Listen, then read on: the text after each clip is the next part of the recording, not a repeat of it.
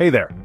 Today, I'm diving into one of the most critical yet often misunderstood agencies in U.S. government, the Office of Foreign Assets Control, or OFAC. So what is OFAC? Well, OFAC is an agency within the U.S. Department of the Treasury. It administers and enforces economic sanctions based on U.S. foreign policy and national security goals. Their job is to target individuals and entities such as foreign and sanctioned countries, regimes, terrorists, and international narcotics traffickers. Pretty intense, right? Now let's break this down. Essentially, OFAC is the U.S. S sanctions powerhouse, wielding the authority to freeze assets under U.S. jurisdiction. It acts under the executive orders of presidential wartime and national emergency powers. But they don't just stop there. They're also involved in enforcing financial crimes like anti-money laundering, AML regulations. OFAC has been given regulatory responsibility by the Secretary of the Treasury to manage U.S. sanctions programs. Many of these are based on United Nations and other global mandates, making them multilateral in scope. This means OFAC works closely with allied governments to enforce these sanctions.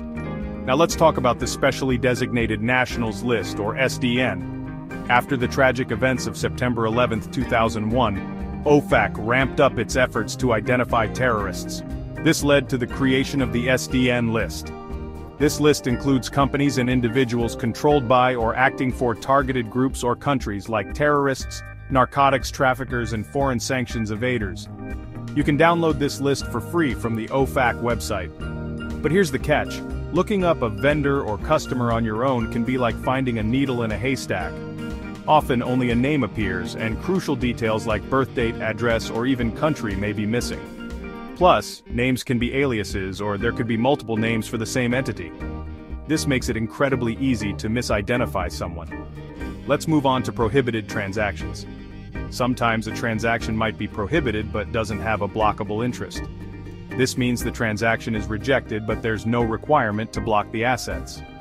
Take, for example, the Sudanese Sanctions Regulations, or SSR. These regulations don't support commercial activities in Sudan. So, even if a funds transfer between an American and Sudanese company isn't against U.S. sanctions, it violates Sudanese laws.